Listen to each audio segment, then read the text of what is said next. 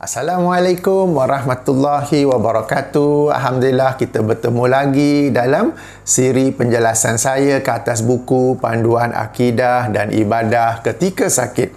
Sebelum itu ya tuan-tuan dan puan, hari ini Ahad 19 Disember dan sejak 2 hari yang lepas turun hujan yang lebat secara berterusan di kebanyakan tempat di Semenanjung Malaysia.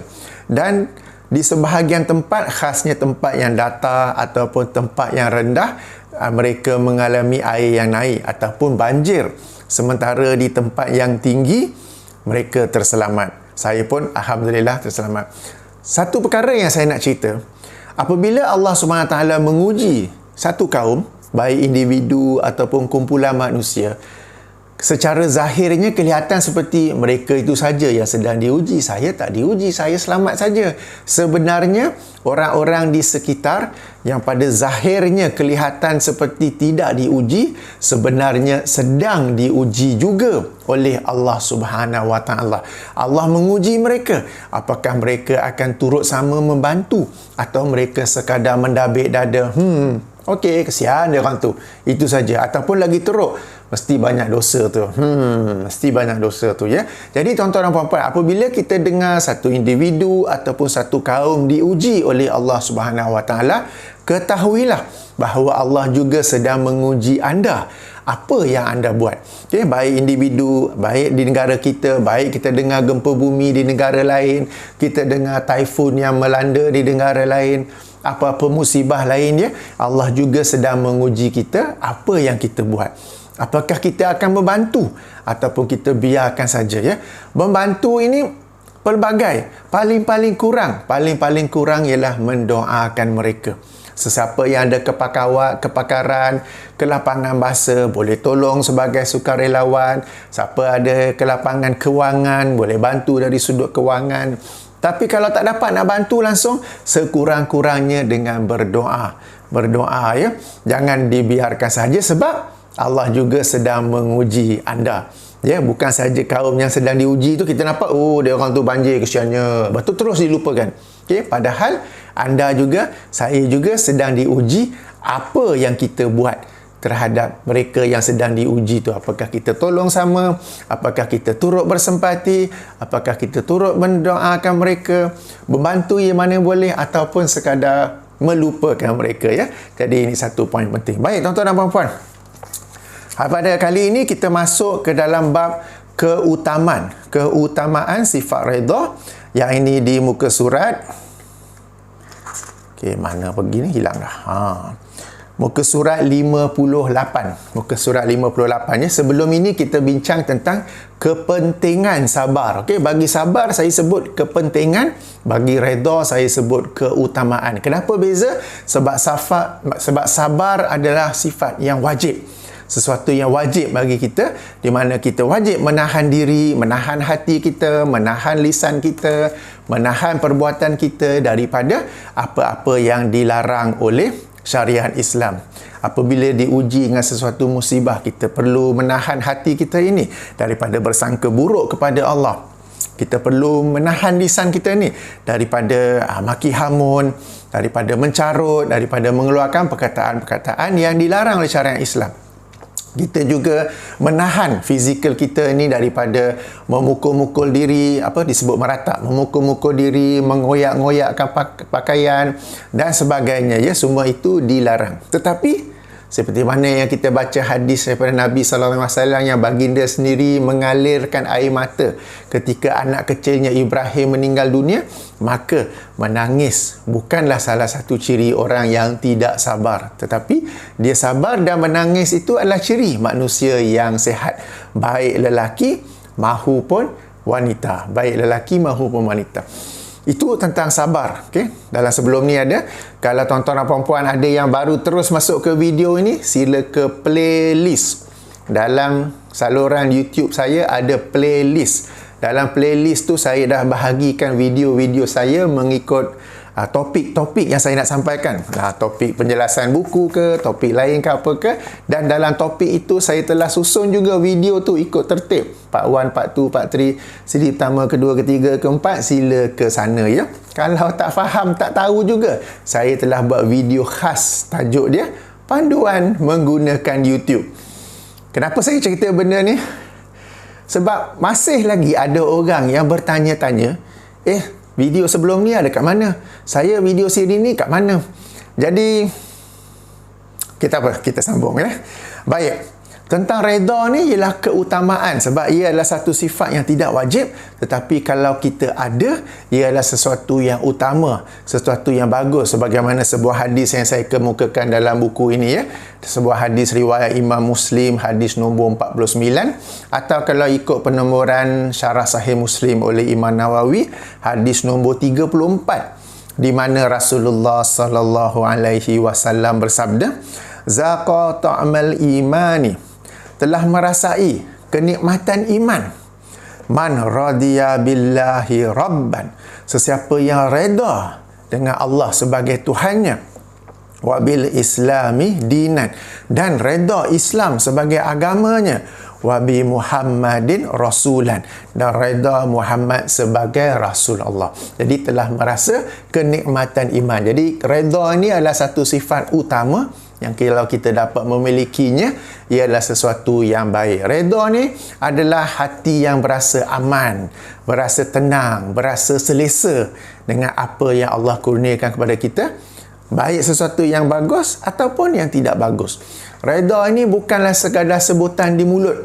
Saya redha kepada Allah, saya redha kepada Muhammad. Tak, ia dibuktikan melalui hati kita dan juga perbuatan kita ya. Baik. Saya dalam bab ini, dalam bab keutamaan redha ni, saya cerita agak panjang dengan ayat-ayat Qurannya, hadis-hadisnya. Tapi dalam video ni saya ringkaskan kepada poin-poin penting ya. Apabila kita kata kita redha Allah sebagai Tuhan kita, apakah maksudnya? Dia tiga ya. Pertama, kita redha dari aspek rububiyahnya. Kita redha tentang apa yang Allah takdirkan. Bagaimana Allah mentadbir alam ini daripada sebesar-besar alam ini sehinggalah sekecil-kecil urusan kita ni. Apa yang Allah takdirkan kepada kita semuanya baik dan kita redha kepada takdir tersebut.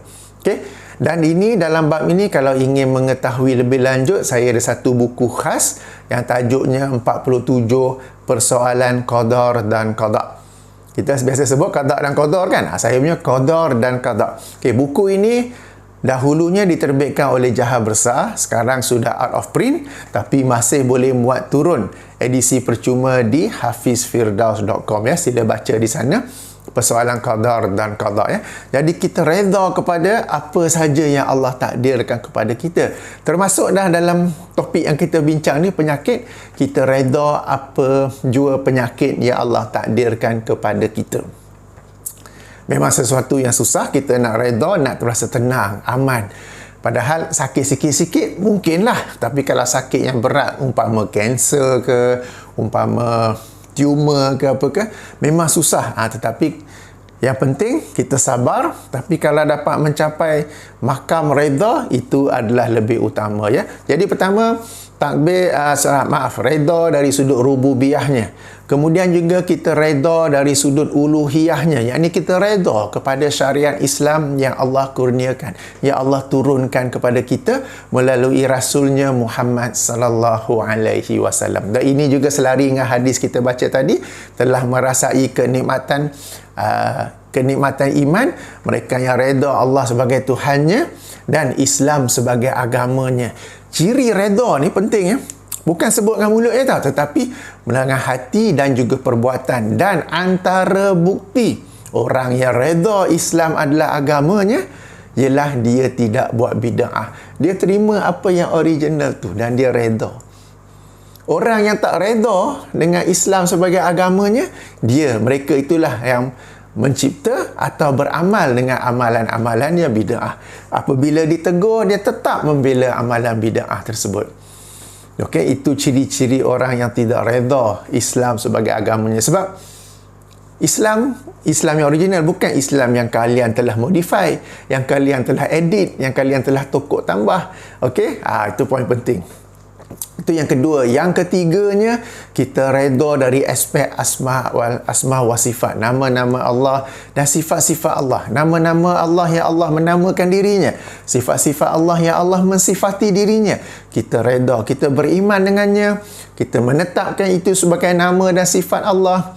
Kita faham maknanya, tetapi secara detail, kaifiatnya apa semua tu, kita serahkan kepada Allah. Antara ciri orang yang tidak redha dengan sifat-sifat Allah ialah dia tak boleh, kena tukar.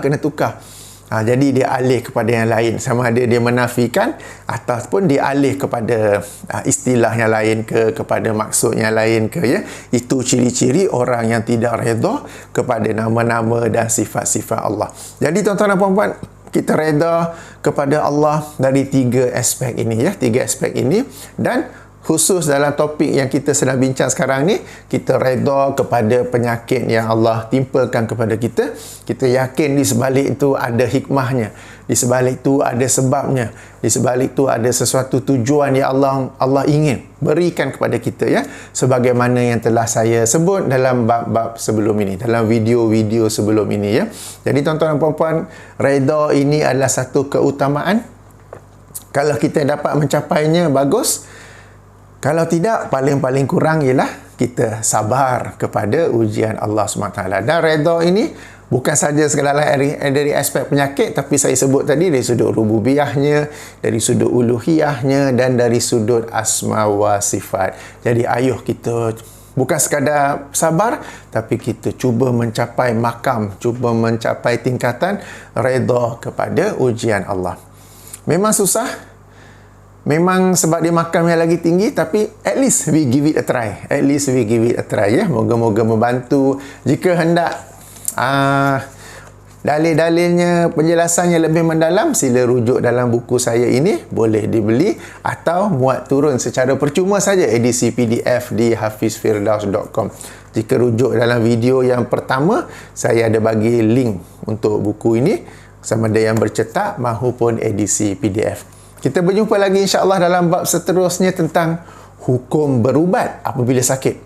Okey, hukum berubat apabila sakit. Sebab kalau sebelum ni saya kata ya, kita ni sabar saja dengan penyakit atau kita redha saja dengan penyakit.